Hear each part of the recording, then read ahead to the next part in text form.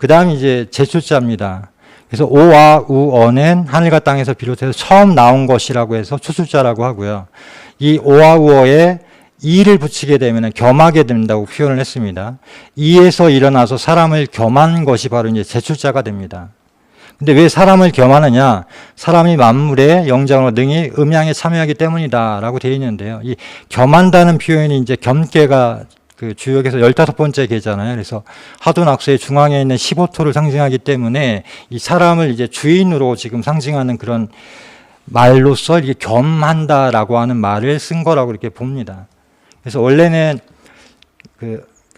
사람에서 일어난다라고 되어 있기 때문에 이에서 일어나서 오랑 합치면은 요가 된다. 이거는 발성적으로 이제 이와 오를 같이 발음을 하면 이오가 돼서 요가 되고, 이와 아를 이제 결합을 하면 이아가 돼서 야가 되고, 이런 것들을 이제 나타냅니다.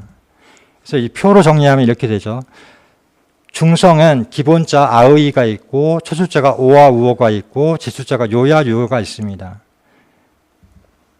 그래서 이 기본자 천지인을 음양으로 결합을 해서 초출자가 나오고, 이 초출자의 이, 사람을 뜻하는 이를 겸하게 되면 제출자가 이제 나오게 됩니다.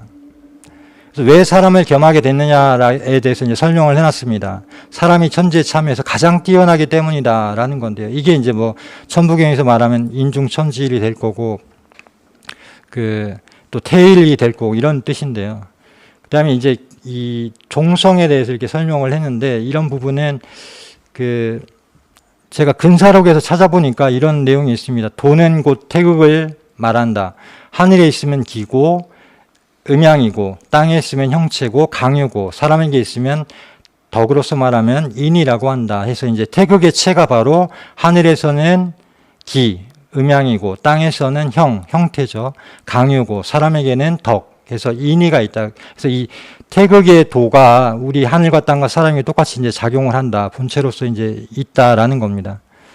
그래서 하늘과 땅과 사람을 본뜬 것을 취해서 3대의 도리가 갖춰졌다. 이 중성에 이 천지인의 3대의 도리가 갖춰졌다라는 겁니다. 그래서 이 표시를 하면 이렇게 똑같이 천이 들어가는데요. 그 다음에 중성 제출자의 위수 문제입니다. 방이야 이제 숫자인데요. 요는 두 번째로 하늘에 생겨나니 1007이고 화를 이루어내는 수다.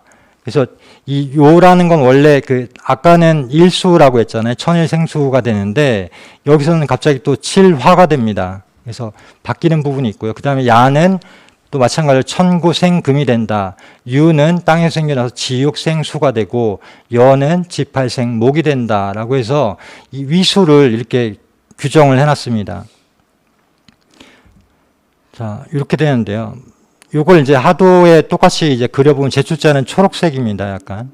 초록색에서 1번이 보면은 아까 초출자는 일수로부터 시작을 해서 이 밑에 있는데, 이 수 쪽에 있는데, 이 제출자는 7화에서부터 이제 시작이 됩니다. 이거 뭐 신민식 원장님이 지난번에 이렇게 예전에 강의를 하신 적이 있는데, 생수는 일수로부터 시작을 하고, 성수는 화로부터 시작을 한다라고 설명을 하셨습니다, 그때.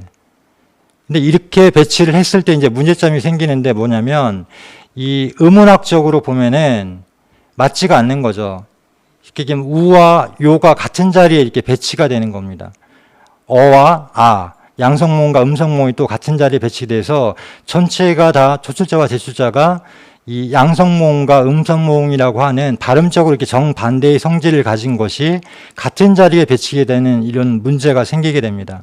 그래서 원래는 일수에는 오토가 이렇게 합쳐지면은 육수가 되고, 이화는 오가 또 합쳐지면 칠화가 되고, 삼목은 또 팔목이 되고, 사금은 구금이 돼야 되는데, 이 제출자는 이제 이를 합치니까 이제 이렇게 바뀌는 거죠. 그래서 원래는 일수가 이와 겸해서 육수가 돼야 되는데, 문제는 칠화라고 설명을 해놓은 거예요. 그래서 위수를 변화시켜 놨습니다. 이게 이제 훈민정음에서 가장 풀리지 않는 미스테리라고 할까요? 가장 어떻게 보면 중요한 부분이기도 한데, 원래는 일수가 육수가 돼야 되는데 왜 갑자기 칠화로 이렇게 바뀌어놨냐? 이걸 이제 변곡론으로 보통 설명을 합니다. 그래서 이 위수 변화를 이렇게 표로 이렇게 그려놓은 겁니다. 그래서 모양이 다르죠. 쉽게 얘기하면. 모양이 다르다는 얘기는 뭐냐면 발음이 다르다는 거고, 서로 다른 성질을 같은 자리에 이렇게 배치를 해놨다라고 하는 문제점이 생기는 겁니다. 그래서 초출자와 제출자가 이렇게 일수가 7화가 되고 삼목이 8목이 아니라 9금이 되고 이화가 7화가 아니라 육수가 되고 사금이 9금이 아니라 8목이 된 이런 문제가 생깁니다. 그래서 이걸 이제 국어학자들은 이렇게 얘기를 합니다. 초성자에 오행을 적용한 것은 설명력이 있지만 중성자에 대해서 이렇게 적용을 하니까 양성모음과 음성모음이 같이 오면서 역학이론의 과잉이다라고 설명을 합니다. 그러니까 하도로 보기가 힘들다라는 얘기를 하는 거죠. 그래서 그 음석적 속성과 연결되는 바가 없기 때문에 하도로 이것을 수리를 배치를 하게 되면은 배열이 잘못되는 거다라고 설명을 합니다. 이게 무슨 얘기냐면 그 훈민정음 해례본에는 이것이 화도를 본따서 한 것이다라는 설명이 안 나와요. 낙서도 안 나오고. 근데 국어학자들이 쉽게 얘기하면 이 뭐 반조 소장님이 이제 처음 제기했다라고 하시는데 이 해례본에 나와 있는 설명 그대로를 이렇게 위수에 따라서 배치를 해보니까 하도와 딱 맞더라 이거죠. 하도의 상생과. 그래서 하도로 보는 건데 지금 의문적으로 봤을 때는 이게 문제가 있다라는 거예요. 하도에 맞지 않다. 쉽게 얘기하면. 그러니까 일수가 육수가 돼야 되는데 왜 7화가 갑자기 되냐 이거죠. 그래서 이것을 이제 해석을 이렇게 하는 겁니다. 제출자의 위수를 변화시켜서 하도의 생수와 성수를 음양으로 배열한 것은 이제 제가 생각을 한 겁니다. 그래서 이 중요한 의미를 갖는데 사람을 형성한 무의수와 초출자가 만나면 생수 일수가 7화가 되고 2화가 육수가 되는 이제 음양 변화, 쉽게 얘기하면 변극론이죠. 이 극에 가면 이제 수가 극에 가면은 화가 되고 화가 극에 가면은 수가 된다라고 하는 변극론을 이제 적용을 했다라는 겁니다. 그래서 이 변극론에서 핵심이 뭐냐면 생수라는 것이 이제 오토를 만나서 원래 성수가 되는 것인데 이 해례본에서는 그 오토의 역할, 그러니까 중앙에 한극 역할을 하는 그 존재, 하늘을 대신한 존재가 바로 사람으로 들어가서 사람을 뜻하는 이자가 들어가서 겸해서 변화를 시킨다는 겁니다. 그래서 쉽게 얘기하면 우리가 천부경을 얘기할 때도 천부경은 수잖아요. 그 수가 사람을 통해서 이제 복기씨나 그 당군항검이죠. 그래서 이 도상인데요. 하도 낙서가 되고 또 이런 천지자연의 소리라는 것이 사람, 여기서 이제 쉽게 얘기하면은 그 세종대왕이 되겠죠. 사람을 만나서 글자로 되는 이런 과정을 거친다. 그러니까 재생시킨다는 겁니다. 그냥 단일하게 있는 수를 동서남북과 중앙에 이렇게 배치를 했던 하도가 나오고 그걸 또 이제 변화의 모습을 보여주는 낙서가 나오고 그걸 이렇게 변화시키는 사람에 의해서 그게 어떤 문물화되고 어떤 제도화되고 어떤 법칙화되는 그런 과정을 거치는 것처럼 이 해례본도 이런 소리를 그 어떤 그 우주 변화의 법칙에 맞게끔 이렇게 배열을 하는 과정을 거쳤다라고 이렇게 설명을 하는 겁니다. 그래서 이 내용들은 육기 변화도를 보면 이렇게 자세히 나와 있습니다. 그래갖고 좌우소음 군화라고 하죠. 왜 그 일수가 자의 일수가 5화를 만나갖고 7화가 되고 그 다음에 사의 걸음 품목이라고 하는데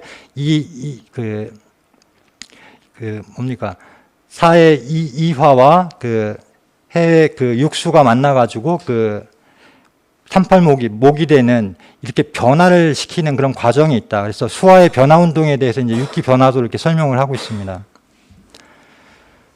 그래서 이제 그 핵심을 이제 이야기를 합니다. 생각건대 자원의 핵심은 중성에 있다. 그래서 초성과 중성을 합하여 소리를 이룬다. 또한 마치 천지가 만물을 이루어도 그것을 재성보상하려면 사람의 힘입어야 하는 것과 같다라고 되어 있습니다. 이 재성보상이 뭐냐면 재성은 이제 지나침을 억제하는 것이고 보상은 미치지 못함을 도우는 것이다. 그래서 여기서 이제 그 역경에서 이제 인용을 했는데요. 이 역경에 나오는 말이기 때문에 그래서 천지가 사귀는 것이 태다. 임금은 이것을 본떠서 천지의 도를 재성하며 천지의 의를 보상하여 백성을 태평회로 인도한다라고 하는 이 뜻이 성인이죠. 사실은 성인이 그런 하늘과 땅을 소통해서 그 교감해서 그 인간에 맞게끔 새로운 어떤 질서를 만들어내는 그런 것들을 이렇게 표시한 것이 아닌가 이렇게 봅니다. 그리고 이 내용들은 사실은 그 주국념의 태극도설에서 이렇게 분땄다라고 얘기를 많이 하는데 이 무국지진이라는 말을 그래서 이만 홀로 자리와 수가 없는 것은 아마 사람은 무국의 진 그러니까 이 무국의 진을 이제 진을 참됨으로 설명하기도 하고 열매로도 이렇게 설명하기도 합니다. 그래서 무국의 참됨이다, 무국의 열매다라고 이렇게 볼 수가 있는데요.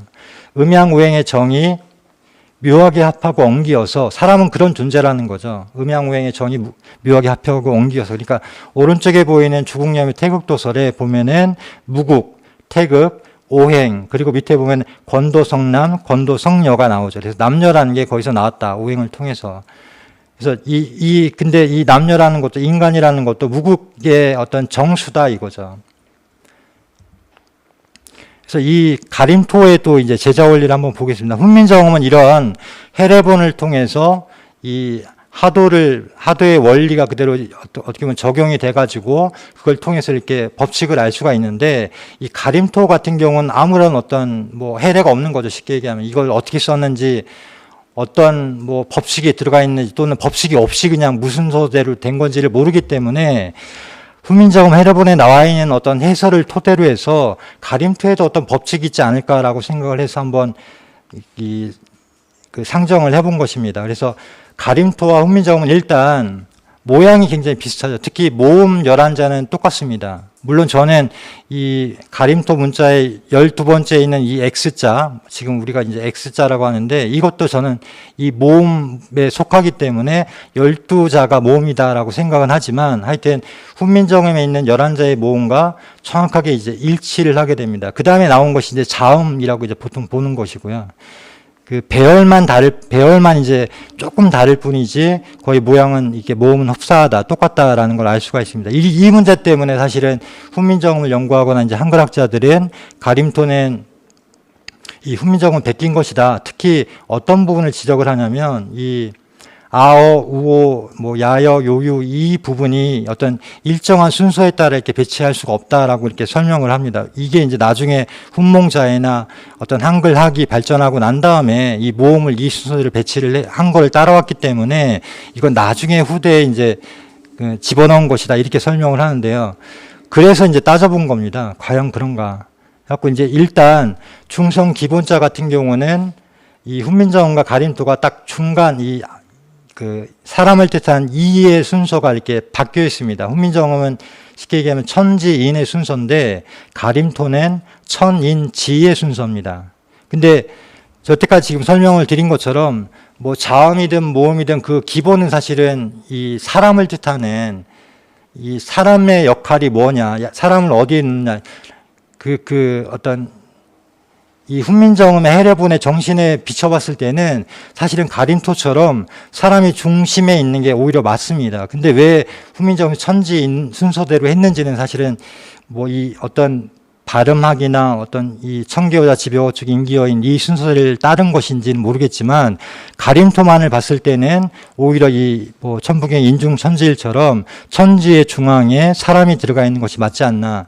그런 흔적이 이제 예를 들면은 동산치에서 출토된 이 타평질그릇, 이 타평질그릇은 보통 예전에 이제 그 어떤 원형 재단의 중심에 놓고 마치 해시계의 그런 해시계에서 이제 추를 세운 것처럼 그런 기능이 있었다라고 보고 있는데요. 그래서 보시면은 사람이 중심에 있죠. 하늘과 땅 사이에 이렇게 사람이 들어가 있는 원방각 속에 각이 중심에 있는 그런 형태를 취하고 있습니다. 그래서 이게 이제 또 천부경에서 인중천지가 같지 않냐 이렇게 보는 것이고요.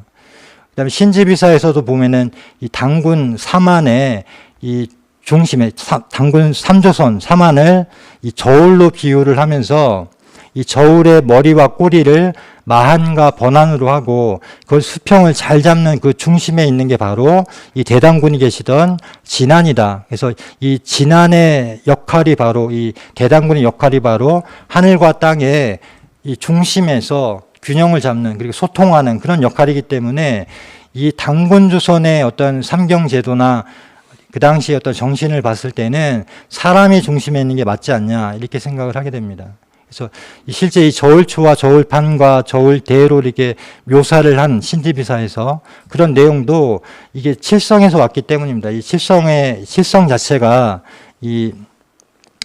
그 안에 저울대와 저울초와 저울판의 개념이 들어가 있기 때문에 이 하늘의 칠성을 이 인간사의 어떤 마치 삼태령처럼 이렇게 삼안으로 나누어 다스렸다라는 걸 알 수가 있습니다. 그 다음에 이제 중성 모음 초출자인데요. 초출자는 훈민정음과 또 다릅니다. 훈민정음 같은 경우는 그 일수 1324로 해서 그 상생으로 가는데, 이 가림토 같은 경우는 이 훈민정음에서 이렇게 표현한 대로 배치를 해보면은 3, 4, 2, 1로 이렇게 움직이게 됩니다. 그래서 이 3, 4, 1이라는 것은 낙서의 그 어떤 배열과 같게 됩니다. 물론 순서는 정반대지만은 아, 어, 우, 오를 그대로 이렇게 배치를 해보면은 그 순서대로 배치를 해보면은 낙서와 이렇게 동일하다는 걸 알 수가 있습니다. 근데 왜 순서는 다르냐 하는 문제를 여기서 이제 찾은 겁니다. 주역 전이에 보면은 이 낙서와 홍범 구제에 대해서 이제 설명을 하는데 홍범이 이제 어떻게 나온 거냐, 낙서에서부터 나온 거다라고 했는데 이 순으로 세어보거나 역으로 밀어보아도 분명한 법칙이 있다라고 돼 있기 때문에 이 낙서를 이렇게 낙서의 배열대로 돼 있는 게 아니냐 이렇게 보는데 무리가 없지 않나 이렇게 생각을 합니다. 그다음에 이제 낙서 같은 경우도 지금까지는 이제 우 임금이 낙서에서 받았다라고 이렇게 알려져 있지만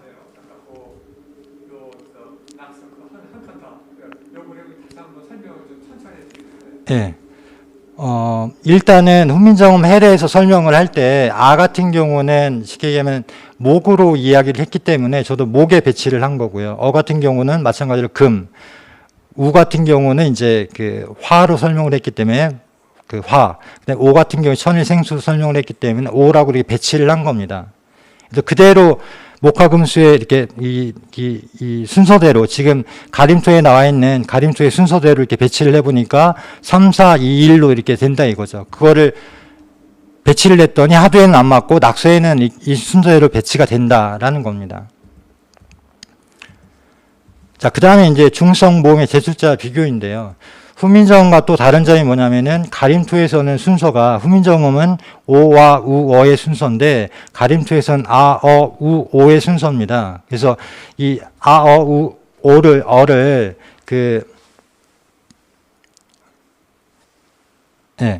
잘못했네요. 제출자를 비교했을 때 훈민정음 같은 경우는 요, 야, 유, 여의 순서인데 가림토 같은 경우는 야, 여, 요, 유의 순서입니다. 그래서 이 부분이 이제 그 헷갈리는 건데요.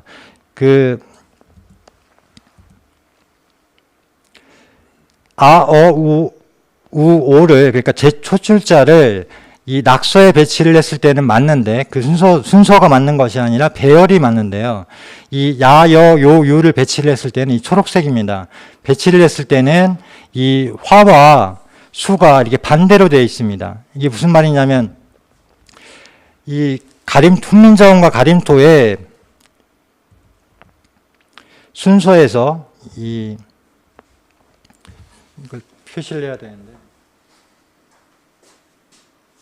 지금 토론을 미리 해가지고 제가 이 부분을 이제 설명을 드리려고 하는데 해례본에서 이 아를 왜 목으로 했는가라고 했을 때 저는 당연히 이건 사람이고 오른쪽 동방을 나타내니까 이곳은 목이다라고 생각을 한 거예요. 그러면 가림토에서도 마찬가지로 이렇게 봤을 때는 뭔가 방위를 표시하거나 성격을 표시하거나 수를 표시한 거다라고 봤기 때문에 똑같이 목으로 배치를 한 겁니다.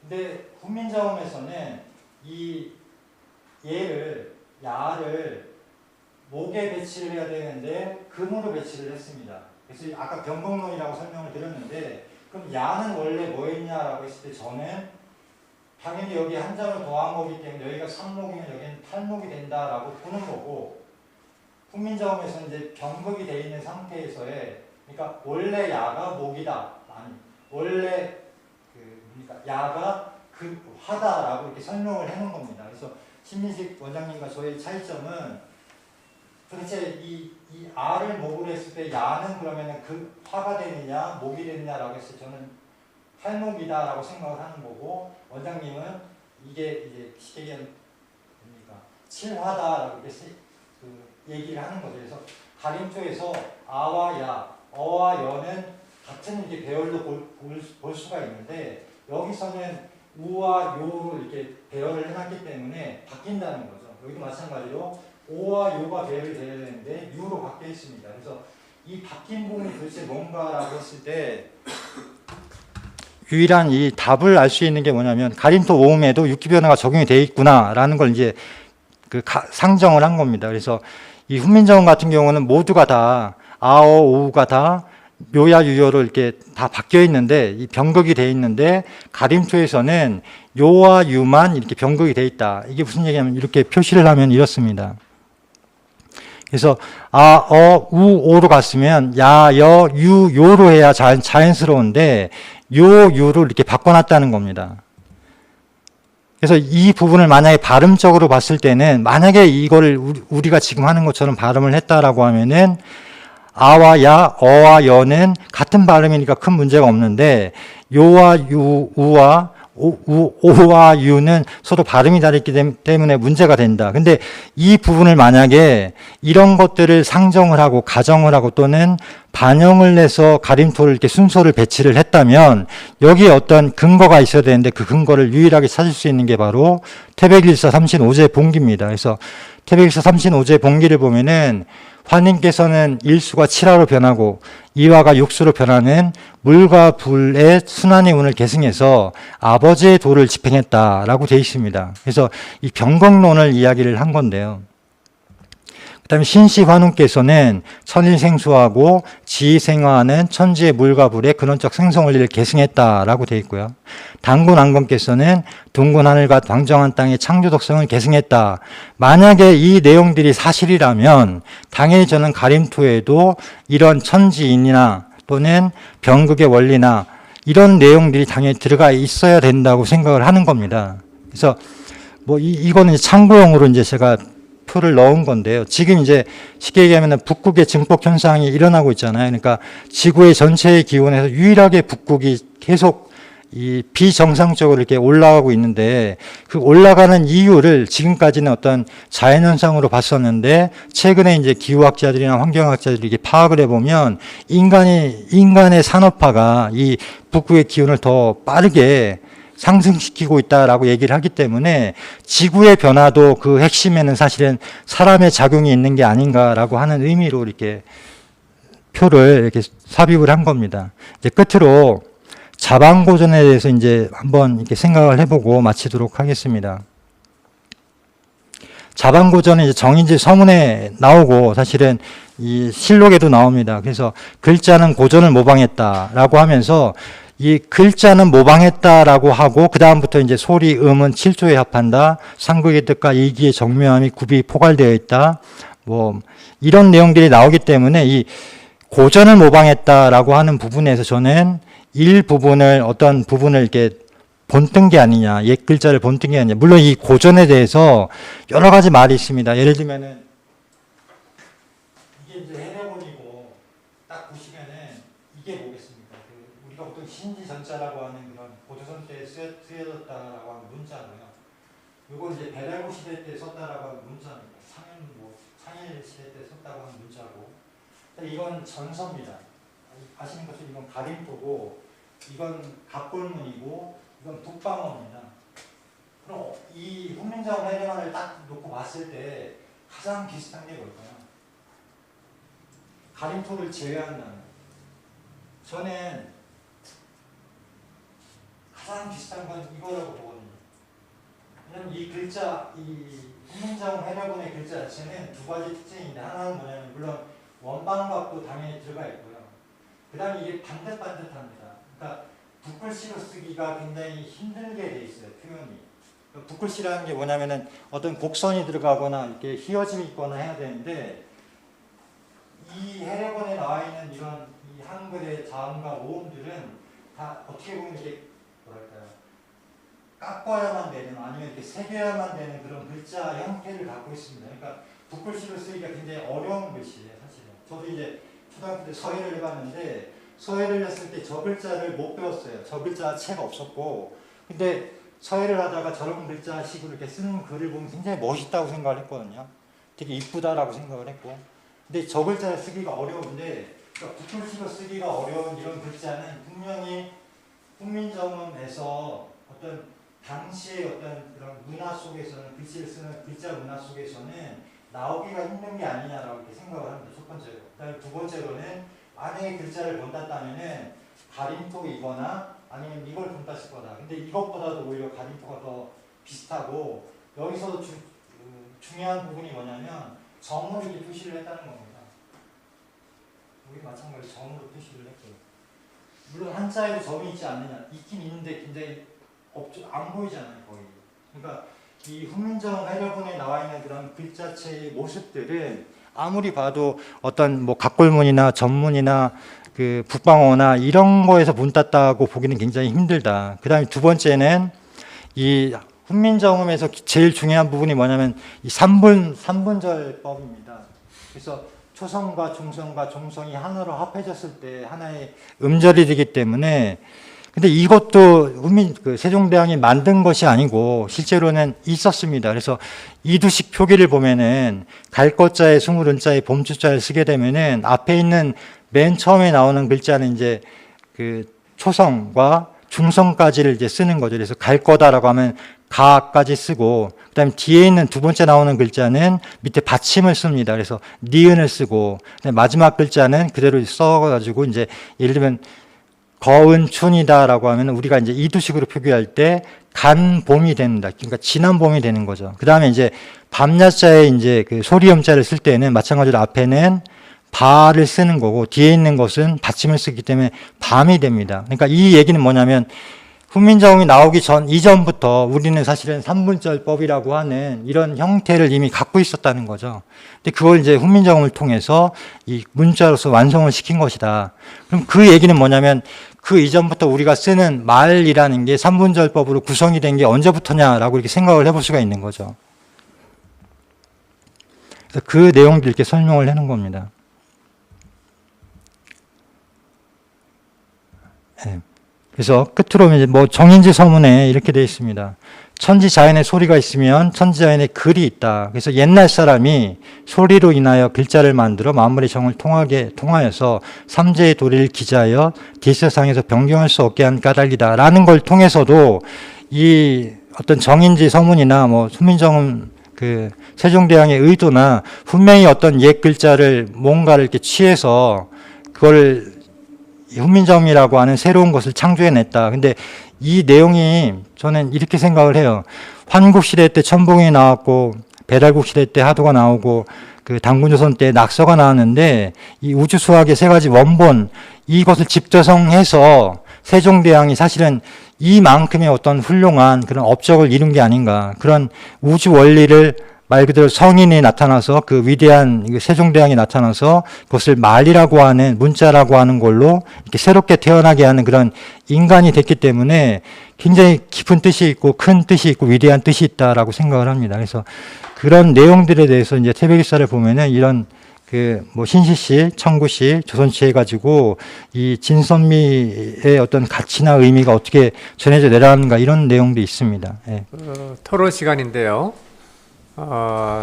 앞서서 그 상당히 그 좋은 이 발표자를 준비하셔가지고 성실하게 발표를 해주셨고 그 점에 대해서 그 토론을 두 분을 모시는데 우리 대한학술은 이 아까 모두 말씀드린 대로 토론은 우리 저 젊은 학생들 쓰는 말로 좀 빡세게 해주셨으면 좋겠습니다. 그래서 이제 논점이 다른 점에 개의치 마시고 충실하게 한번 소화해서 어떤 공감대 이제 교집합을 찾아보는 그런 데 목적이 있는 거니까 그리고 그 논점에 대해서 이따가 종합해서 이제 박덕규 저 발표자께서는 대형 토론을 이제 지금 준비해 주시면 되겠습니다. 먼저 그러면 제가 먼저 충분히 하시죠. 박 선생님이 이제 옛날에 논문을 말씀하실 때 마스크를 벗어도 됩니다. 본인만 논문을 발표하신 게 있고 또 오늘 이렇게 발표하신 자료를 자세히 이렇게 들어봤는데요. 여러 가지 내용 훈민정음과 관련된 여러 가지 그 역사적 자료를 검토하시고 하는데 상당한 노고가 필요하셨겠다. 아마 연구하시는 와중에 이렇게 두통도 많이 이렇게 느끼시지 않았을까 하는 걱정도 한번 해봤습니다. 오늘 그 발표하시는 내용을 잘 들었는데 제가 이렇게 그냥 두리뭉실하게 이렇게 칭찬하는 말씀으로만 끝내기는 이 자리가 너무 그 귀한 자리라서 좀 외람되지만은 그 제가 느끼기에 약간 보충해야 될 것들 또 부족하게 느껴졌던 것들을 좀 말씀을 드리도록 하겠습니다. 저한테 주어진 시간이 15분 정도? 예. 15분 넘으시면 안 되고 10분 좀 넘으시면 제가 좀 줄여드리니까 먼저 네? 하시죠. 저는 이제 다 말씀하신 거 좀 제자해를 말씀하시면서 태극에 대한 그 말씀을 하실 때 지뢰 복괴를 가지고 이렇게 설명하시는 부분을 봤는데요. 훈민정음 그 제자해에는 태극은 곤복지간에 있다 이렇게 규정을 하고 있습니다. 그래서 그 곤복지간이라고 하는 것을 12지도에서 보게 되면은 그 곤복지간을 해화자의 사이다 이렇게 해석을 할 수도 있지만은 그 태극이라고 하는 것이 본래 오행의 원리로 볼 때는 그 북방 태극수 전체를 태극으로 볼 수가 있기 때문에 곤복지간에만 국한해서 얘기하는 것은 약간의 그 부족함이 있다라고 말씀을 드릴 수가 있습니다. 그런데 이 곤복지간의 개념을 소광절의 64방원도에서 원도에서 보게 되면은 곤복지간은 방위로 보면은 북북서가 되잖아요. 북북서가 되는데 소광절의 64방원도 중에 원도에서 방위를 보면은 북북동이 됩니다. 북북동에 곤복, 곤괴 다음에 바로 이렇게 복괴가 이어지는데 그것이 북북동에서 양기가 처음 이렇게 발동하는 자리를 표현하고 있어요. 그래서 그 곤복지간은 북북 동방을 얘기하는 것이다. 이렇게 말씀을 좀 드릴 수가 있고요. 재생어천에 대한 그 설명을 하실 때 두 번째로 하늘에서 생겨나서 이렇게 해석을 하시는 것을 봤습니다. 근데 제가 이제 그 훈민정음 회례 본 내용을 연구하면서 보니까 이 재생어천이다, 재생어지다 하는 말은 사람이 들어가서 초출자에 그 사람 이가 들어가서 초출자를 다시 재생하는 것이기 때문에 재생어천이라고 하는 것은 하늘이 생하는 법을 사람이 재생하는 것이라고 해석을 해야 그 훈민정음 회례가 얘기하고자 하는 바를 제대로 이렇게 표현할 수가 있겠다 이렇게 생각되어집니다. 역시 재생어지에 대해서도 마찬가지겠죠. 그러니까 7수와 6수 그리고 9수와 8수가 이가 들어가서 재생을 하게 되는데 이는 토성을 가지고 있기 때문에 들어가게 되면 음양의 성질이 반드시 바뀌게 되어 있습니다. 우주의 변화라고 하는 것은 음이나 양양은 변화가 있을 수가 없기 때문에 변화가 항시 그 일어나려면 반드시 그 토성이 들어가서 그 음양의 성질이 바뀌어서 작용하기 때문에 수에 이가 들어가게 되면 화로 바뀌게 되고 화에 이가 들어가게 되면 역시 수로 바뀌게 되고 목에도 이가 들어가게 되면 금으로 바뀔 수밖에 없고 금에도 이가 들어가게 되면 목으로 바뀌는 뜻이 음양 오행의 법칙 속에 절대적으로 들어가 있기 때문에 그 점을 좀 중점을 두고 좀 보셔야 되지 않겠나 이렇게 생각이 되고요. 중성자의 위수 변화도 조금 전에 말씀드린 것과 같은 원리로 아와 야가 짝을 이룰 수가 없고 어와 여가 짝을 이룰 수가 없고 짝을 만약에 이루게 되면 그것은 무변화니까 그 우주에는 무변화라고 하는 것은 있을 수가 없기 때문에 항시 아와 여 또 어와 야, 오와 유, 우와 요가 짝을 이룰 수밖에 없는 것이 음양오행의 절대법칙이기 때문에 훈민정음도 그 절대법칙을 이렇게 드러내서 그걸 표현한 것에 불과하다 이렇게 생각을 할 수가 있습니다. 그 다음에 이제 이만 홀로 그 자리와 수가 없는 것을 설명을 할 때 좀 이렇게 부족하게 느껴진 것이 있었는데 하늘이라고 하는 것은 오생토라고 얘기를 했어요. 땅은 십성토라고 얘기를 했습니다. 근데 이만이 무위수다 이렇게 얘기를 했는데 왜 그랬을까요? 하늘과 땅과 사람이라고 하는 것이 본래 일체로서 변화 작용을 하는 천지 변화의 주체이기 때문에 사람도 역시 토성을 가질 수밖에 없지만은 근데 그 정위와 성수가 정해져 있지 않다고 하는 것은 사람에게 선택의 자유가 있기 때문에 사람이 천지와 하나 되려고 하는 길을 선택할 때는 토성을 그대로 이렇게 드러낼 수가 있지만은 그 길을 선택하지 않을 때는 오직 자기 중심의 삶을 살아갈 수가 있는 그런 선택의 자유가 있단 말이에요. 그래서 인간은 본래부터 하늘과 땅처럼 위와 수가 정해져 있는 것이 아니라 자기 선택에 따라서 위수가 전혀 다르게 바뀔 수가 있기 때문에 그래서 이렇게 무위수라고 표현했다. 그러니까 인간이 그 인생을 살아가는데 천지 대자연의 법칙대로 살아가겠다고 하는 것을 선택하는 것과 선택하지 않은 것은 아주 그 천지 차이가 있다. 생멸의 이렇게 결과로 나타나게 되는 그런 차이가 있다 하는 것을 좀 간과되지 않았나 이런 생각이 듭니다. 그리고 훈민정음과 가림토, 초출자, 제출자의 순서에 대해서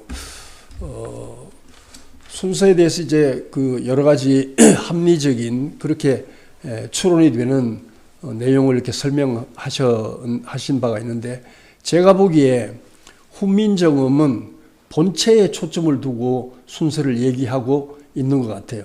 본체에 초점을 뒀다는 말은 천지인 삼재도 발생할 때는 천지인 순서로 발생할 수밖에 없기 때문에 그걸 이렇게 본체에 초점을 뒀다고 하고 또 수화와 목금도 수화는 체가 되고 목금이 용이 되기 때문에 체에 초점을 두고 얘기를 하게 되면 훈민정음의 순서로 밖에 될 수가 없습니다. 근데 가림토는 그냥 얼핏 보기에도 체에다가 초점을 두고 가림토 순서를 배열한 것이 아니라 용에다가 초점을 두고 순서를 배열했다. 자, 용에다 초점을 뒀다는 말은 하도 속에 낙서의 원리가 본래 들어있다는 뜻이 되는 겁니다. 하도 따로 낙소 따로가 아니라 하도 속에, 하도는 체를 설계도, 천지 우주가 변화하는 설계도로서의 체를 얘기한다면은 낙서는 그 설계도가 작용하는 그 용적인 의미를 가지고 있기 때문에 가림토는 순서가 천인지도 이렇게 작용하는데 초점을 두고 천인지를 얘기를 했고 그리고 목금 화수, 금목 화수 순서로 돼 있어요. 그 우오 그리고 여야 유도 목금 화수, 금목 화수로 돼 있는데 목금은 수화보다는 작용하는 그 중점이 되죠. 오행에서 수화를 체로 그 우주 조화에 체로 한다면은 목금은 만물 생성에 작용이 되니까 용이 되니까 만물의 생성에 초점을 두고 보게 되면은 가림토의 순서가 되게 되어 있습니다. 그래서 체를 바탕으로 보느냐 용을 바탕으로 보느냐에 따라서 그 위차가 정확하게 이렇게 정립이 되기 때문에 가림토는 용을 바탕으로 순서를 이렇게 매긴 것에 불과하고 훈민정음은 체를 바탕으로 순서를 매긴 것이다. 이렇게 보면은 그 설왕설래가 있을 수가 없다. 그리고 이제 가림토의 초출자와 제출자만 얘기하는 것이 아니라 천인지라고 하는 것도 역시 용어에 초점을 두고 보게 되면 왜 그렇게 천인지의 순서로 썼는지도 볼 수가 있다. 이렇게 말씀을 드릴 수가 있습니다. 그리고 이제 환인께서 말씀하신 그 아버지의 도, 그리고 환웅께서 펼치신 스승의 도, 그리고 단군께서 펼치신 그 임금의 도, 그 기틀을 운위, 삼신오제봉기에서는 환인의 도를 운에다가 초점을 뒀다. 그리고 환웅의 도는 그 위에다가 초점을 두고, 그리고 단군의 도는 기틀에다가 초점을 뒀다. 이렇게 얘기를 하고 있습니다. 군사부의 도. 근데 환인께서 밝히신 1이 변해서 7이 되고 또 2가 변해서 6이 된다고 하는 것은 천지의 수화작용이 그것은 만물과 만유 인간의 절대 부모로서 수화라고 하는 것은 기 자체에서 분리될 수 없는 일체적 관계이기 때문에 수화가 순환 운동을 함으로 인해서 만물이 생성작용을 비로소 할 수가 있기 때문에 바로 그런 그 천지 수화가 만유 인물의 절대 부모라고 하는 그 법칙을 가지고 당시에 천하 사람들에게 주입을 해서 천하 사람들이 교화되도록 했다고 하는 것이 그것이 이제 그 1수가 변해서 7화가 되고 2화가 변해서 그 6수가 되는 그런 그 원리로 삼신오제본기에서는 얘기하고 있다고 보여집니다. 이게 이제 그 발표하신 내용에 대해서 이렇게 몇 가지를 제가 좀 지적해서 이렇게 설명을 드렸고요. 한 가지 좀 당부드리고 싶은 것은 훈민정음 해례의 문을 보는 그 시각을 좀 나누어서 가질 필요가 있다는 말씀을 좀 드리고 싶어요. 훈민정음은 크게 나누어 보면은 28글자의 용례에 대한 내용이 있고 또 28글자가 품고 있는 천지의 도를 이렇게 설명한 내용들이 있습니다. 근데 28글자의 용례에 치중해서 이렇게 훈민정음을 보다 보게 되면은 정작 훈민정음이 백성들에게 가르치고자 했던 그 정음이라고 할 때 그 음은 소리라고 하는 뜻도 있지만은 소식이라고 하는 뜻도 같이 들어 있습니다. 음이라고 하는 것은 이렇게 천지가 대자연 생명을 이렇게 펼쳐내는 것을 연주한다고 할 때, 그 연주할 때는 천지 대자연 생명이 변화하는 절대 법칙적 시운의 변화라고 하는 소식이 함께 일어나기 때문에 그 음이라고 하는 글자 속에는 그 두 가지 같이 뜻이 같이 들어 있는데 우리가 음을 소리에만 치중해서 보게 되면은 그 천지 대자연의 시운이 변화하는 절대 법칙적 소식에 대해서 간과하는 경향이 있습니다. 그래서 훈민정음 해례를 이렇게 앞으로 우리가 연구할 때 특히 그동안 훈민정음 해례의 28글자의 용례에 대한 것은 여러 학자들이 많이 이렇게 연구를 해서 발표를 하시고 그랬는데 정작 천지의 도에 대해서는 사실은 아주 그 껍데기식으로밖에는 얘기를 못했다고 제 눈에는 보여져요. 예를 들어서 그 훈민정음 해례가 이게 이미 세계 문화유산에 등재가 되어 있는데도 불구하고 훈민정음 해례가 1940년도에 그게 발굴이 돼서 지금 약 80년 세월이 흘러오면서 숱한 그 학자들이 이렇게 연구를 해 오셨지만은 훈민정음 해례의 22쪽, 그 훈민정음 해례는 33면에 66쪽으로 되어 있습니다. 한 면이 두 쪽으로 되어 있기 때문에 그래서 제가 그 66쪽을 가지고 얘기를 해보면은 22쪽에 그 하늘과 땅의 작용에 대해서 얘기한 게 나와요. 근데 그 땅의 작용에 땅이라고 한 것은 하늘의 도를 받아서 혹커, 혹실, 혹체, 혹양, 혹커, 혹실, 혹양, 혹체하고 혹중하는데 요건 이제 오행의 원리를 얘기한 거예요. 땅이 작용하는 오행의 법칙적 원리를 얘기하는데 그 다음에 약이라고 하는 글자가 나오고 그동안의 그 선배 학자들이 연구를 하실 때는 약경이라고 봐온 글자가 있어요. 근데 제가 아무리 봐도 약경이라는 말이 거기에는 어울리질 않습니다. 전혀 맞질 않아요. 훈민정음 해례는 처음부터 끝까지 음양오행의 도를 얘기하고 있기 때문에 땅의 도에 대해서 강유를 가지고 나누어서 허, 혹실, 혹양, 혹체라고 하는 그 수, 목, 화금을 얘기하고 수, 목, 화금이 그렇게 질서 있게 작용되도록 거기에 곁들여서 그 변화를 일으키게 하는 혹중이라고 하는 토성을 같이 얘기를 해 줬습니다. 그러니까 목화, 금수와 토성을 다 얘기를 했으니까 더 이상 거기에 어떤 성질을 부여할 필요가 없죠. 그래서 그 다음에 나오는 약경이라고 모든 사람들이 읽었던 그 글자는 약경이 아니라 약지다, 지. 땅이라고 하는 것이 인간과 만물이 땅 위에서 생성 변화 작용을 할 수 있도록 땅이 만물을 수레가 돼서 만물을 이렇게 싣고 그 생성 변화를 일으키는 작용을 하는 바로 수레다 이런 뜻으로 그 지자를 이렇게 쓴 것으로 보여져요. 훈민정음 해례에 여러 글자 이렇게 경이라는 글자가 나오는데 경이라는 글자를 가벼울 경자로 이렇게 쓰지 않았다고 하는 것을 그 글자 제가 얘기하는 그 약경은 약경으로 읽어서는 되질 않고 약지로 읽어야 된다. 이렇게 말씀을 드리고 싶습니다. 근데 이것을 왜 이렇게 약경으로 다 읽었을까? 그것은 좀 제가 이렇게 외람된 언어로 말씀을 드린다면은 그동안 훈민정음을 그 연구하신 분들이 그 소리 28자의 소리에 치중해서 연구를 하다 보니까 정작 훈민정음을 창제하신 세종임금과 그 팀들이 8명의 팀들이 정작 백성들에게 알리고자 했던 가장 중요한 천지의 도에 대해서 이제 수박 글타기 식으로 넘어가는 이런 정도로 이해를 하다 보니까 약지라고 하는 것을 약경으로 그걸 이렇게 보게 되었다. 이렇게 말씀을 드릴 수가 있습니다.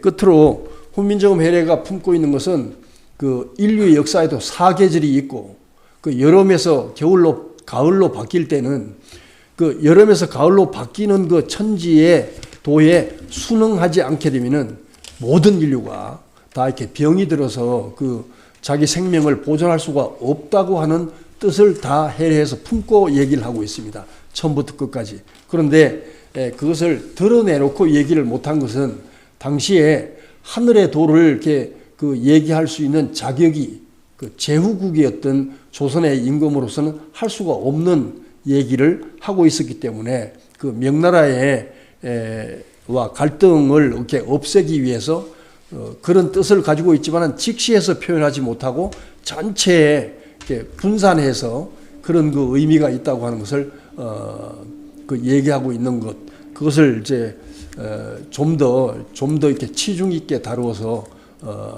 우리가 이렇게 연구를 해야 되지 않을까 이렇게 생각을 하게 됩니다.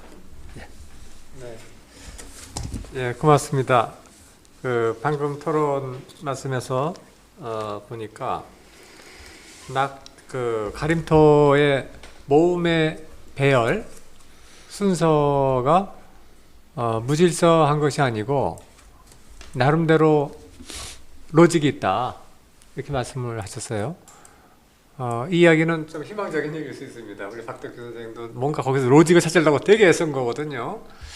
근데 저는 그런 어떻게 말하면 상당히 도전적인 자세를 높이 평가를 했습니다. 기존에 아무도 얘기 안 한 거를 지금 했던 거거든요. 그렇게 높이 평가하고 싶었던 좀 이유도 있는데, 왜냐하면 그 단군이 이제 초대 단군이죠. 낙서를 처음 구했다라고 하는 만들었다고 하는 그 태백 속경의 기록이 있거든요. 그리고 지금 이게 이제 가림토가 그 이후에 나온 거니까, 그렇다면 어떤 그 당시 우주론을 반영을 하고 싶어 했을 것 같고, 그렇다면 어떤 가림토라고 지금 알려진 문자 체계에 낙서적인 사유 체계가 반영될 수도 있다고 하는 상상은 제가 해본 겁니다. 그 발표를 듣고 나서. 근데 그 점에 대해서 우리 신미신 원장님께서는 그게 논리가 정치하지 못하다, 정밀하고 치밀하지 못하다라고 하는 아까 미리 토론 시간에 두 번 말씀 나누는 걸 들어봤는데, 그럼 신미신 원장님 대응 토론 말씀을 듣고 이제 우리 박덕규 선생이 거기에 대해서 또 리버터리라고 그러죠. 반대 토론할 수 있는 시간을 가져보겠습니다. 예, 오늘 발표를 많이 배웠습니다. 이렇게 우리 여러 가지 그 고고학 자료와 그런 걸 통해서 비교하면서 굉장히 저도 많이 배웠고 도움이 많이 됐습니다. 좀 아까 이제 우리 남창희 교수님 말씀하신 것 같이 가림토와의 이 문자, 특히 이제 모음의 어떤 그 배열이 뭔가 법칙이 있지 않을까라고 하는 거에 이제 초점을 맞추신 것 같아요. 그건 저도 동감을 하고, 우선 다 누구나 이렇게 기본적인 있다면 천지인으로 돼 있죠. 아래와 이와 그다음에 아, 어, 우, 오로 돼 가지고 어는 그 사람으로 이렇게 표시하는 이하고 같이 결합이고, 우하고 오는 으라고 하는 땅하고 결합되니까 이것도 지인 해가지고 그러니까 인지 해가지고 천인지 인지, 그다음에 야, 여, 요, 유도 인지 이렇게 돼가지고 이거는 다 누구나가 이게 천인지 배열로 됐구나라고 하는 거는 논리적 얼마든지 이거는 이렇게 얘기할 수 있습니다. 왜냐하면 꼭 천부경하고 같이 연관하지 않더라도 그 천지 이는 삼재는 이렇게 그 우리 동양의 사상이고 우리 한의학에서도 하늘과 인간은 상응하고 천일합이라고 하는 것은 한의학의 기본 어떤 바탕이거든요. 그래서 옛날에 이렇게 천인지 그리고 인지라고 하는 모음별로 됐다고 하는 건 제가 이렇게 좀 우리 박덕규 우리 이제 위원님이 말씀하시는 이 오늘 이렇게 발표 자료에 힌트를 얻어서 그렇게 됐겠다라고 하는 걸 제가 이제 감을 잡았어요. 예, 근데 이제 좀 오늘 이제 좀 더 보완을 해야 되고 말씀하신 거 해드릴 게 세 가지를 제가 말씀드리고자 하는데, 첫째로 세종 당시의 후민정음 해례본에 정확하게 그 나와 있죠. 그래서 오는 일수고, 그 다음에 우는 이화고, 아는 삼목이고, 어는 사금이다라고 하는 게 본문이 나와 있습니다. 그리고 이제 더불어 이렇게 그 요는 칠화하고, 야는 구금이고, 유는 육수고, 여는 팔목이라는 게 본문이 나와 있습니다. 그게 이제 그거를 해석하는 방식을 이렇게 많은 제 연구가들이 있었지만 하도라는 것까지 나오고 그 이상 이제 더 심화되는 거는 약간 중단하고 어떤 이게 음성학적으로 우리 또 이게 정순창 소장 말씀하신 것 같이 음성학적이나 음원학적으로 해야지 거기에 대한 철학적인 배경은 좀 더 논문이나 이런 걸 많이 좀 중단하고 음양외로만 너무 그걸 해석하는 건 문제가 있다. 그런 식으로 해가지고 좀 많이 됐죠. 근데 이제 그런 배속이 된 그 원문은 어떻게 이렇게 배속한지 몰라도 정확하게 원문에 나와 있고, 그거는 하도의 별이랑 두나 다 의심할 수가 없습니다. 근데 이제 하도의 별인데 상생의 별이라 할 수 없는 게, 상생의 별은 목화, 토, 금수의 토가 중앙에 있어야 되는데 그렇지는 않거든요. 그래서 그거는 상생의 별보다는 바로 봄, 여름, 가을, 겨울 사시순환의 별입니다. 정확히 하면 제가 이제 공부를 하면서 보면 사시 배열의 순환은 하도의 배열하고 똑같습니다. 다만 중앙의 토가 그걸 주재하는 거죠. 그래서 이렇게 우리가 모음도 그 자음도 이영 다음에 기어 그다음에 시읒 그다음에 이제 그 설음 니은 다음에 시읒이 나오잖아요. 그것도 겨울 봄 다음에 봄 다음에 그다음에 가을이 나오고 그다음에 그렇게 나오는, 그러니까 겨울 봄 여름 가을이라는 순서로 하면 그 자음 순서도 맞습니다. 상극이라 볼 수가 없어요. 그거는 상생이라는 보다는 정확히 하면 사시순환의 배열입니다. 정확히 저는 그렇게 왜냐하면 그거를 이게 해례본에 정확히 얘기하거든요. 사시순환이며 계속 초성이 종성이 되고 순환 반복된다는 얘기를 계속 반복합니다. 그래서 사시순환의 배열은 겨울, 봄, 여름, 가을입니다. 겨울에 해당되는 이응이고, 그다음에 봄에 해당되는 기역이고, 여름에 해당되는 니은이고, 가을에 해당되는 시읒이기 때문에 저는 자음이 상극에 배열됐다는 것도 저는 논문으로 아니다라고 제가 이렇게 주장을 했어요. 그거는 많은 논문을 볼 때 자음을 상극으로 생각하거든요. 그렇지 않습니다. 자음은 겨울, 봄, 여름, 가을을 배속하면 딱 맞습니다. 사시순환에 맞아요. 그 배열은 모음에도 그대로 적응이 됩니다. 그래서 정확히 얘기하면 모음의 배열은 상생의 배열보다는 바로 하도 사계절의 배열이라 저는 이렇게 얘기하고 싶어요. 왜냐하면 상생을 한다면 토가 중앙에 빠지거든요. 근데 토가 마지막에 갑니다. 상생하면서 사계절을 주관하는 미음이 모든 음을 포함한다 이렇게 하거든요. 미음은. 그러면서 그 때문에 그런 그 과정은 바로 사계절의 변화다. 근데 사계절의 변화를 얘기하는 게 바로 하도입니다. 그래서 하도의 상수학하고 맞다 저는 이렇게 좀 다시 돌아오면 그렇게 먼저 선행 연구자하고 의견하고 동일합니다. 그나마 사계절의 순환이다. 저는 이제 한 번 더 부연하고 싶죠. 그럼 이제 그런 제가 이제 좀 서론이 길었는데 그런 상수학의 배열로 하도의 배열로 정확하게 해례본이 나왔습니다. 그 나온 해례본의 상수학을 하나의 도구란 뭐하지만 하나의 그걸로 바탕으로 가림토 문자를 분석하는 거예요. 가림토의 어떤 로직, 배열의 어떤 규칙이 있지 않을까, 그죠? 그 배열하는 거거든요. 그러니까 사실은 어떻게 보면 좀 논리 안 맞아요. 왜냐하면 후대의 이론을 갖고 전의 어떤 역사의 그거를 분석하는 거니까 그거는 어떤 전제 조건이 있어야 되냐. 가림토 당시에도 동일한 해례본에 창제한 사람하고 동일한 그런 사고방식으로 그러한 상수학의 그런 어떤 그런 사고를 한 사람이 있었다. 오는 일수고 우는 이화고 아는 삼목이고 어는 사금이라는 그런 논리의 전제가 돼야지 그걸 할 수가 있습니다. 근데 할 수는 있어요. 이렇게 할 수는 있어요. 하도의 상수학으로 바라본 가림토의 분석 이렇게 할 수 있어요. 그거는 제가 이렇게 동의를 합니다. 그러나 그러한 부분을 빌려서 가림토는 낙서다라고 하는 순간 어떠냐? 그 상수학을 바로 헤레본의 상수학에서 빌려서 논리를 한 거기 때문에 그거는 무리가 있다는 거죠. 왜? 연도가 몇천 년 전의 연도를 그러면 전제적으로 아까 얘기했듯이 그런 상수학에 그 가림토 당시의 상수학을 동일한 그러한 생각이 전해지다가 지편자 한학자일 때 전해졌다는 거예요. 오는 일수고 우는 이화고 아는 삼목이고 어는 사금이라는 걸 전해졌다고 하는 것이 만약 책이나 출처나 있다면 저는 동감합니다. 그러나 그게 없다면 그 좀 약간 좀 무리수가 있다. 그런 부분에서 첫째 제가 지적하고 싶고요. 그러나 그 부분을 이렇게 해석하고 있다는 것은 저는 동의합니다.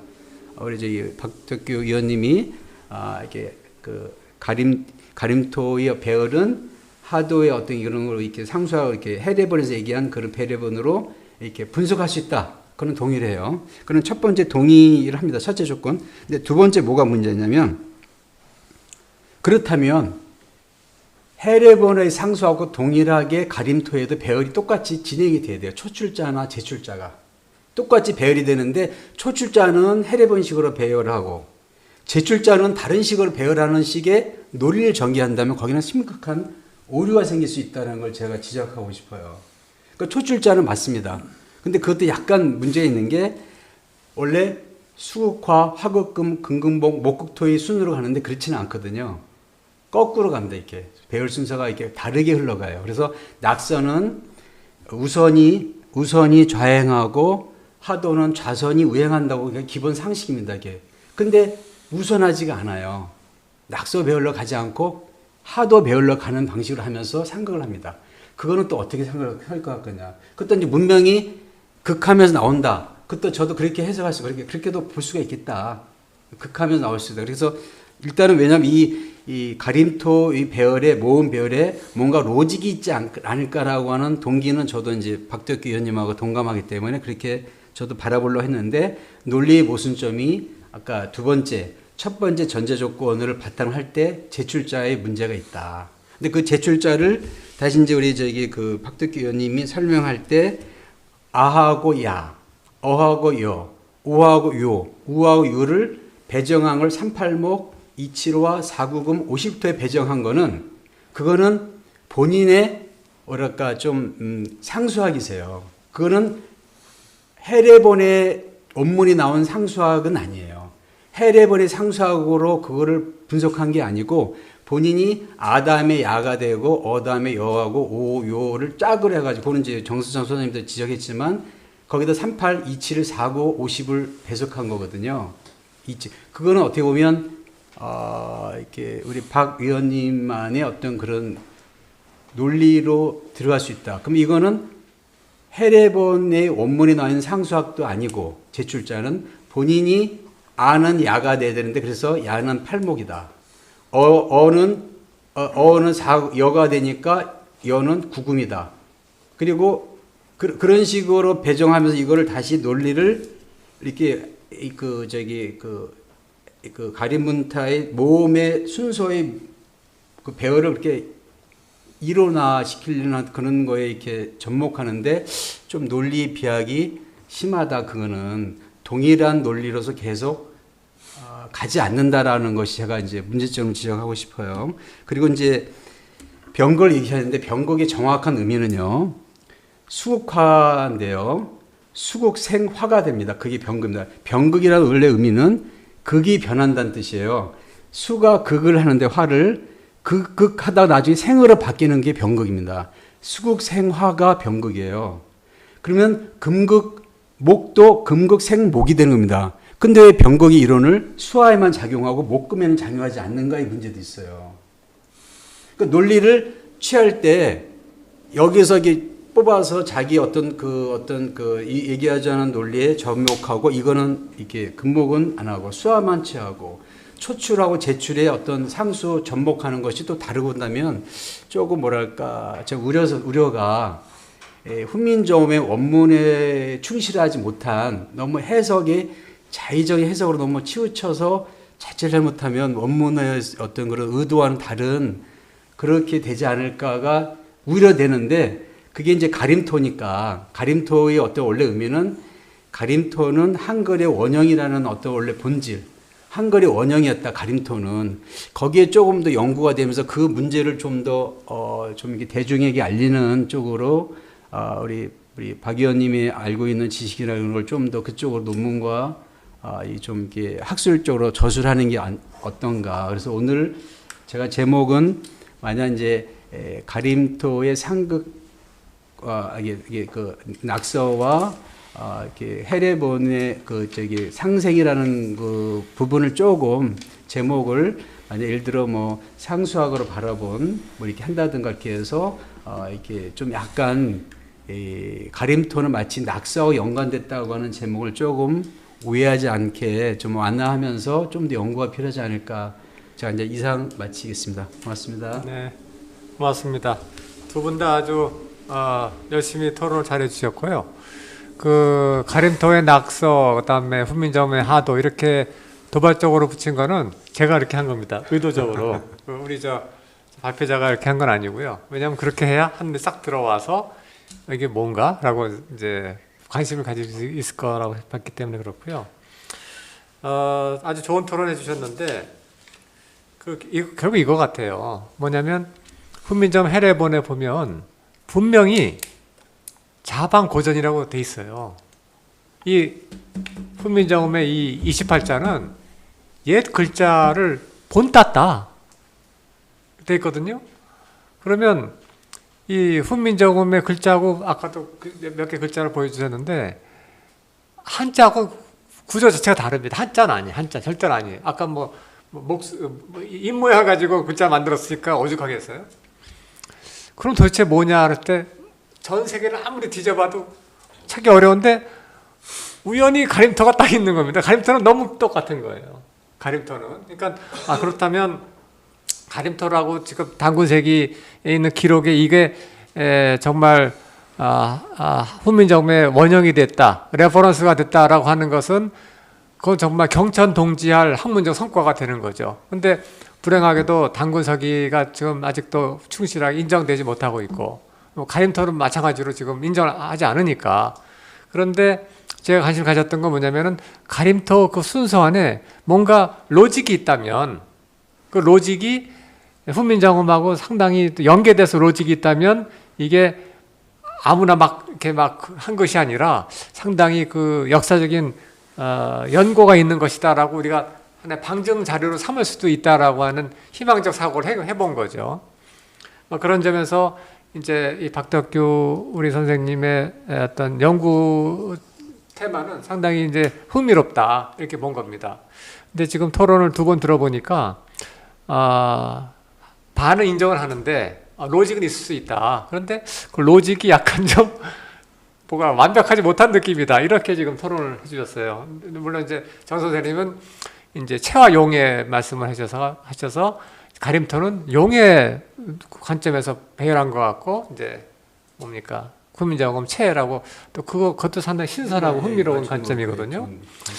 그래서 제가 이제 이 테마를 끌고 들어 의도를 아시겠죠? 결국 이제 분명히 자방곤이라고 있는데 그 뭐냐 도대체라고 했을 때 가림토밖에 없는데 가림토가 과연 얼마만큼 신뢰할 수 있는 그건가에 대한 이제 방증자료를 추적하는 하나의 이 방법론의 일환이라고 볼 수가 있습니다. 그래서 제가 이제 대형 토론을 부탁드리면서 제가 정말 엉뚱한 이제 화두 하나 좀 던져보고 싶은데요. 그 단군세기에 보면 그 어화가라고 나오는데 어화가 뭐 옛날 우리 고대 애국가였다는 얘기를 한 사람도 있더라고요. 그 심지어 광개토 태왕이 원정 갈 때도 어화가를 불렀답니다. 어화가를 막 부르고 해서 사기를 진작했다고 하는 기록이 나오거든요. 근데 그 어아가 정말 엉뚱한 얘기지만 가림통문자에 나오는 아어하고 이 순서가 물론 뒤집어졌지만 이게 뭐냐면 아까 말씀하신 것처럼 그게 용의 관점에서 봤을 때 목금 혹은 금목을 말하는 거잖아요. 어아 그러면 이제 음을 앞세웠지만 그러니까 뭐 어떻게 말하면은 이제 그 생명의 근원은 수화인데 이것이 현상계에 드러날 때는 목금으로 나타나고 목금에서 정말 뭘 이루어야 되는 거잖아요.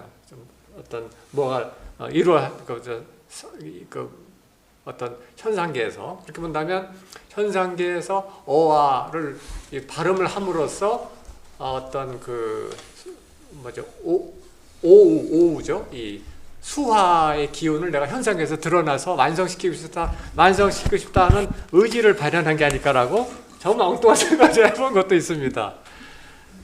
뭐 그런 것도 포함해서 제가 그래서 이제 가림토문자의 배열에 대해서 유심히 늘 보고 그랬는데 종합적으로 우리 박덕규 위원님 본인의 어떤 견해하고 어떤 뭐 반박할 논리가 있으면 이 기회를 빌어가지고 충분하게 반박을 해보시기 바랍니다. 네, 일단 정성찬 소장님 말씀이 이제 와닿는 부분이 많고요. 근데 이제 그 부분에서 이제 뭐 체와 용의 관계에서 그 훈민정음이 체를 많이 얘기를 강조를 하면 용인가요?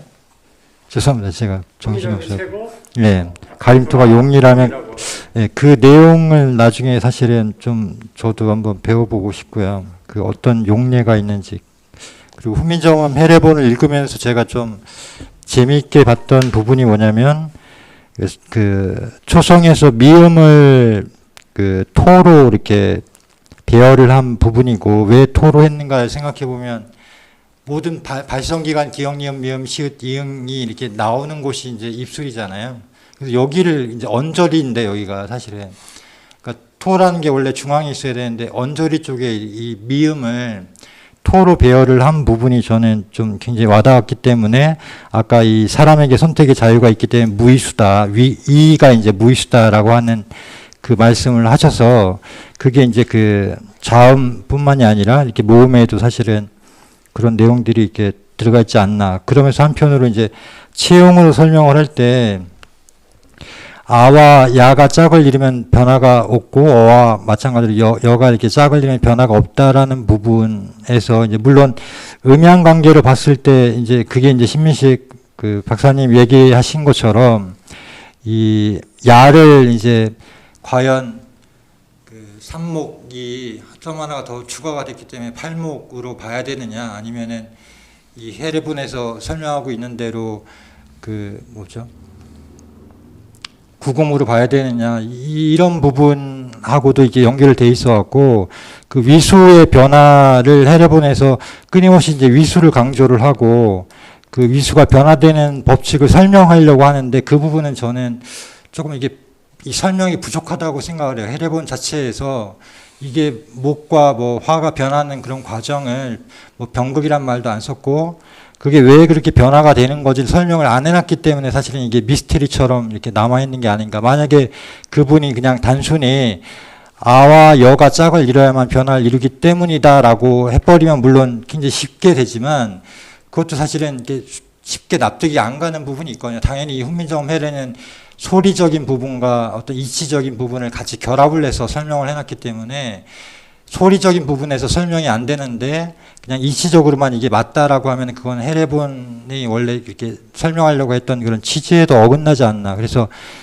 그 부분에 대한 그 설명이 안 들어가 있기 때문에 저는 오히려 좀 이런 혼란이 오지 않았나라고 생각을 하고요.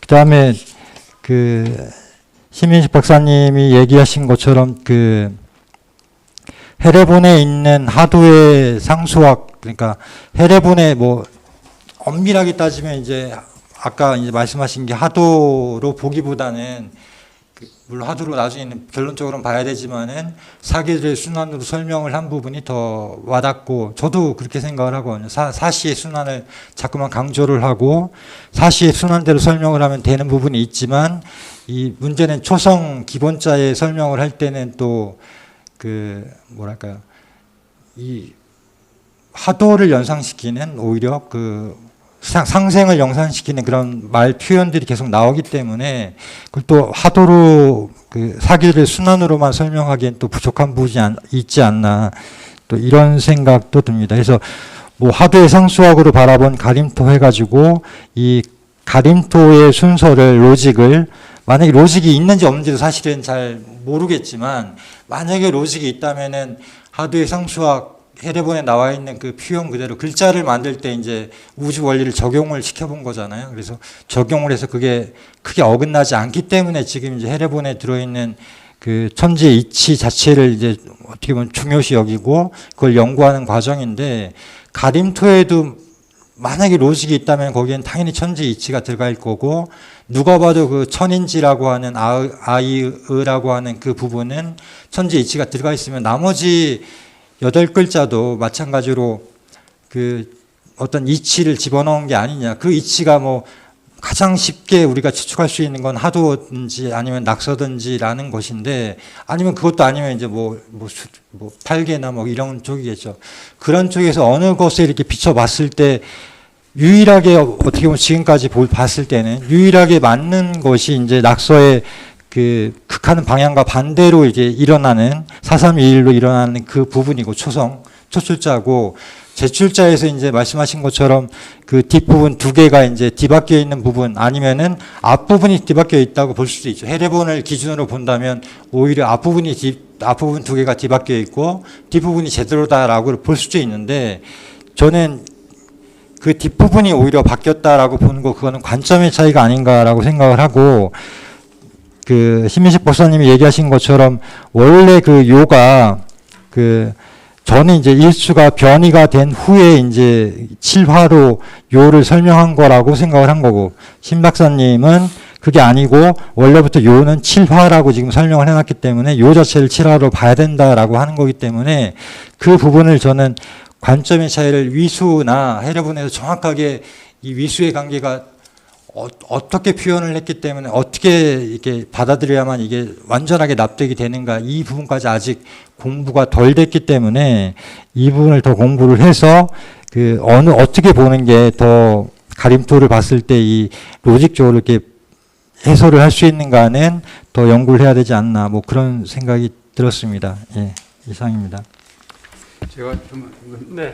저는 우리 박덕규 위원님의 그 가림토의 어떤 모험의 배열에 뭔가 로직이 있다는 것에 동감하고 거기를 연구하는 게 굉장히 저는 이렇게 그 오히려 이번 기회에 그 전에는 가림토 이 모험의 순서를 그냥 무심히 봤는데 이게 은하를 보니까 이렇게 누구나 이해할 듯이 천인지로 됐고 우리 이렇게 훈민점은 천지인으로 돼 있거든요. 그러니까 그걸 아까 도표에 생각하실 때 뭐 정리하면서 훈민점의 천계어자, 지배어처, 인기언으로 설명했거든요. 천지인으로.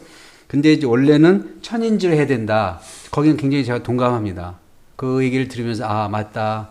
만약 이제 천부경의 사상이 맞다면 이거는 천인지가 맞다. 사실은 이게 배열이니까 배열의 의미가 있다는 거죠. 모험의 어떤 로직의 배열에. 그래서 천인지가 맞다는 걸 동감하고, 그걸 바탕으로서 우선은 첫 번째 그런 로직을 아까 이렇게 하신 그 인과 지, 그래서 그걸 이렇게 지천, 인천, 천지, 천인, 그다음에 지천, 그다음에 천지 이렇게 해서 쭉 그걸 도표를 만들으셨다고. 그 굉장히 저는 동감을 하고, 그 부분을 조금 더 논리적으로 먼저 이렇게 해서 스텝을 해서 가림토의 그런 천지인의 어떤 그 인중천지를 아까 이렇게 그 도표에 넣었거든요. 인이 이렇게 가운데 있는 건 인중천지이다. 그걸 좀 더 논리화하면서 그거를 어느 정도 이렇게 체계하고 다음에 또 한번 이런 상수학을 상극에 대입해서 초성이나 초출자의 어떤 그런 부분을 하는 게 어떤가. 저는 이렇게 왜냐하면 제가 아까 들으면서 굉장히 저런 부분은 내가 놓친 부분인데 오늘 많이 좋은 어떤 그런 계기가 됐다 생각해서 오늘 그렇게 좀 그쪽으로 연구를 더 해줍사 이렇게 부탁을 좀 드리겠습니다. 네, 고맙습니다. 지금 이제 토론과 대응 토론을 들어보니까 오늘 이 논점 뭡니까? 가림토에는 낙서의 어떤 그 수열 체계가 들어있다라고 제기한 논점에 대해서 완벽하게 이렇게 파기하도록 무력화된 것 같지는 않아요. 그 안에도 나름대로 로직이 있을 수 있다는 가능성을 지금 이렇게 어느 정도 뭐 공감이랄까 인정은 되는데, 하지만 그게 아주 아까 말씀드린 대로 빠삭한 논리로 머리에 쏙 들어오지 않는다라는 게 지금 오늘 토론의 중간 결과인 것 같습니다. 그래서 제가 이제 우리 훈민정음 11개 모음에 대한 논리는 아주 명쾌하게 설명이 되어 있거든요. 하기 때문에 아마 그런 모티브가 이제 생긴 것 같아요. 가림토도 뭔가 있을 수 있다. 그래서 거기서 이제 퍼즐을 만들어서 막 해보는 건데, 저는 그와 같은 태도는 매우 바람직한 태도라고 봅니다. 그게 학자의 태도고, 그런 게 없으면 우리가 진보라는 게 없거든요. 그러니까 아무도 하지 않은 길을 내가 먼저 걸어가겠다는 그런 태도는 우리 대한학술원의 어떤 그 학문 철학에 상당히 맞는 것 같고요. 특히 제가 그런 생각 자꾸 하는 이유는, 저도 훈민정음 모음 11자에서 이제 아까도 말씀하셨는데, 오가 위로 화자리 올라가지고 유로 바뀌고, 위에 우가 밑으로 내려가지고 수자리에서 요가 되고, 그 다음에 왼쪽에 있는 아가 이제 금자리에 가가지고 여가 되고, 또 금자리에 있는 어가 목자리에 가가지고 야가 되고, 이게 도대체 무슨 로직인가? 이게 너무나 흥미롭고 재미있는 겁니다. 이거는 정말 무궁무진한 이제 담론이 나올 수 있는데, 제가 이제 여기에 관심 있기 때문에 지금 가림토에도 한번 문제 화두에 응답한 건데, 제가 최근에 혼자 그것도 좀 엉뚱한 생각인데, 뭐냐면 점 2개 있잖아. 점 2개는 점이 1000이라고 그랬잖아요. 1000. 그럼 점 2개는 중천이거든요. 하늘이 2개잖아요. 그럼 우리가 점이 2개인가 하늘이 2개면 그거는 이제 우리 사상으로 보면은 순양이잖아요. 순양. 그렇지 않습니까? 태양 같은 거죠. 태양은 광명이기도 하고 순수한 거고 정화된 거잖아요. 그렇다면 밑에 있는 오가 위로 올라가서 정화된 이제 화가 되고, 또 위에 있는 화가 밑으로 내려서 정화된 물이 되고, 또 왼쪽에 있는 목이 오른쪽으로 뒤집혀 가가지고 정화된 금이 되고, 또 바뀌어가지고 정화된 목이 된 이것이 우리 오장육부에, 인간의 오장육부 보면은 신장, 심장, 간, 그다음 폐, 이것이 그냥 진로 받았는데 이것을 인간의 의지로 위치를 바꿔가지고 정화해야 된다. 순수하게 태양 같은 광명한 그런 걸로 바꿔야 된다라고 하는 그런 여동빈의 수행 철학 있잖아요. 그런 수행 철학을 혹시 그때 당대도 공부하지 않았나? 왜냐하면 세종대 상당한 이 담론의 중심이 뭐냐면은 유불선을 합하려고 그랬어요. 합해가지고 내가 하나 체계를 만들어 보려고 그랬는데, 여기다가 인간이 완성되는 궁극적인 길이 바로 태일이 되고 광명이 되는 건데, 그것을 인간의 의토로 이걸 끌어올리고 끌어내리고, 그리고 동시에 왼쪽에서도 왼쪽은 이제 현상계 드러난 이제 혼백이 되는 거죠. 혼백을 이제 정화하는 그런 걸 이제 만들어 보고 싶었나? 그건 어마어마한 사상 체계죠. 그렇다면 여기다 그야말로 문자 체계에다가 인간의 궁극적인 완성의 길까지도 로드맵까지 다 해놓은 거거든요. 그렇다면 이거는 훈민정음의 이거 제가 엉뚱한 생각인데 가치를 한 1000배도 올리는 담론이라고 봅니다. 그래서 근데 이게 전혀 엉뚱하지 않은 게 왜냐면 분명히 뭐라고 하냐면은 윤리극회라는 말을 해요. 훈민정음 텍스트에서 그런 표현이 나옵니다. 그리고 그 다음에 인간은 음양이 치정돼가지고 무국의 궁극적인 목적이다. 무국재진을 얘기를 하고 있어요. 그러니까 인간이 추구하는 것이 무국에서 태국해가지고 이것을 완성시켜가지고 다시 태국을 거쳐서 무국으로 돌아가는 거라고 하는 그런 사상체가 녹아 있거든요. 그렇다면 그 아야오의 오요오요는 그냥 만만한 게 아니다라고 하는 상상이 드는데 이런 담론 체계에 대해서도 레퍼런스를 제가 자꾸 생각하다 보니까 가림수도 뭔가 로직이 있는 건가라고 얘기를 했을 때 귀가 번쩍 뜨인 거죠. 근데 오늘 토론은 무성분인 것 같아요. 무성분인데 어느 쪽이 뭐 7대3, 3대4 어느 쪽이 말할 수는 없고 앞으로 좀 더 정치하게 해서 했으면 좋겠고 이 가림토를 베껴 쓰는 사람이 잘못 실수로 바꿔놨을 수도 있어요. 이게 그렇다면 이제 뭐 그런 문제가 없어지는 것도 수도 있는 거니까. 근데 아무튼 제가 말씀드리고 싶은 거는 이 뭐죠? 그 훈민정음의 11개 모음 체계는 만만한 게 아니다. 여긴 당대 최고의 철학이 들어갔을지 모른다라고 하는 저의 가설을 제가 던지면서 오늘 이 시간을 말씀할게요. 한 가지 말씀드릴 게 있는데요. 수행 체계가 훈민정음 해례에 들어있다고 하는 것은 그것은 상상이 아니라 정확하게 들어 있습니다.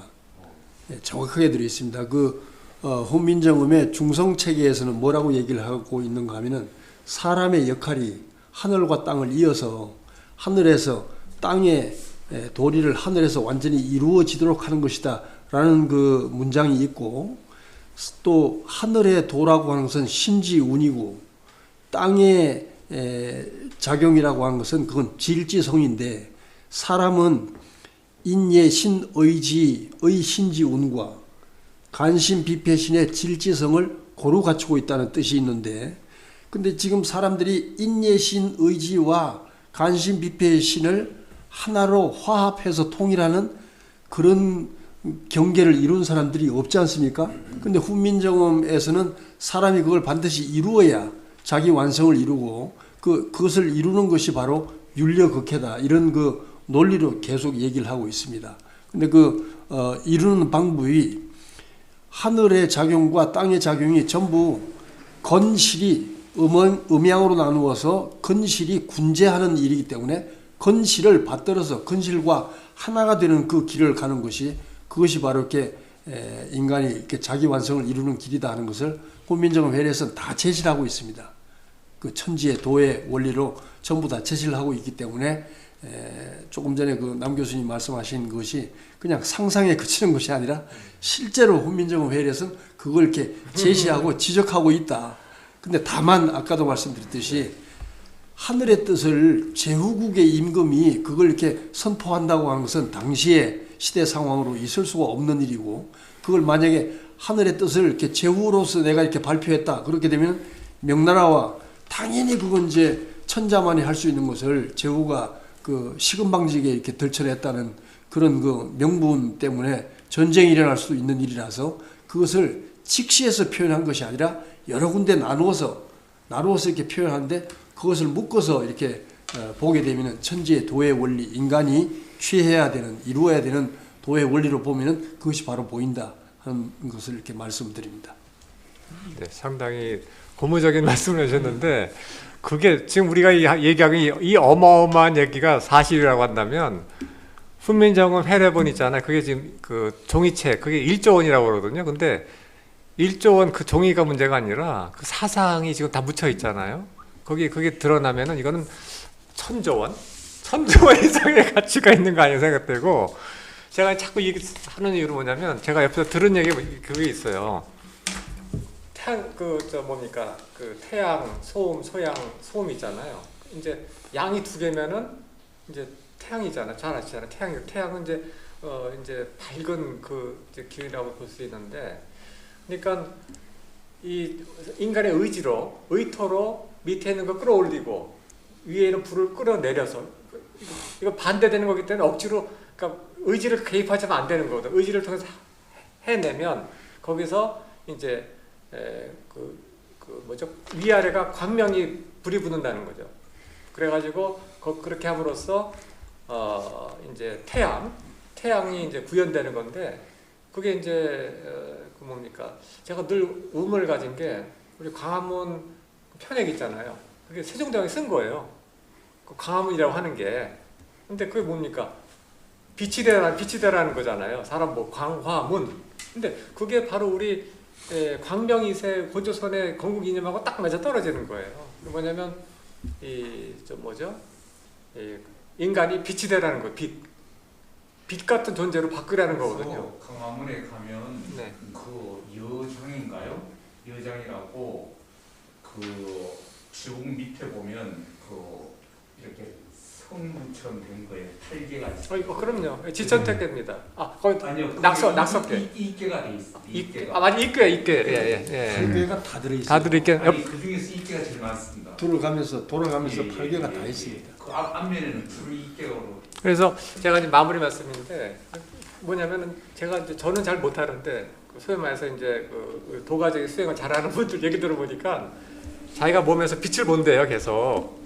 그러니까 계속 빛이 오르락내리락한다는 겁니다. 그래서 그게 정말 황당한 생각이 아닐 수도 있겠다 그런 생각을 하고 인간이 빛이 되는 거 아까 광화문이잖아요. 그게 인생의 가장 궁극적인 목적이면서 우주 완성의 유일한 길이다라고 하는 얘기를 했고, 근데 그 이야기 왜 중요하냐면 여기 보면은 이 우주 아까 사계절 말씀하셨던 봄, 여름, 가을 때 가을에는 엄청나게 뼈아픈 고통이 온다 이런 얘기 계속 나와요. 너무 이상하잖아요. 왜 훈민정음회에서 그 얘기를 할까?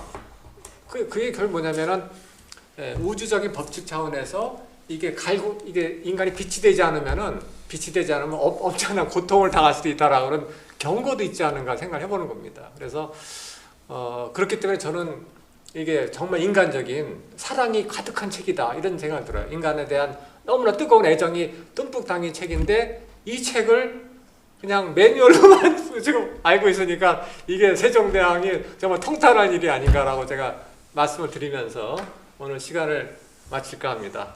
여러분, 네, 고맙습니다. 예.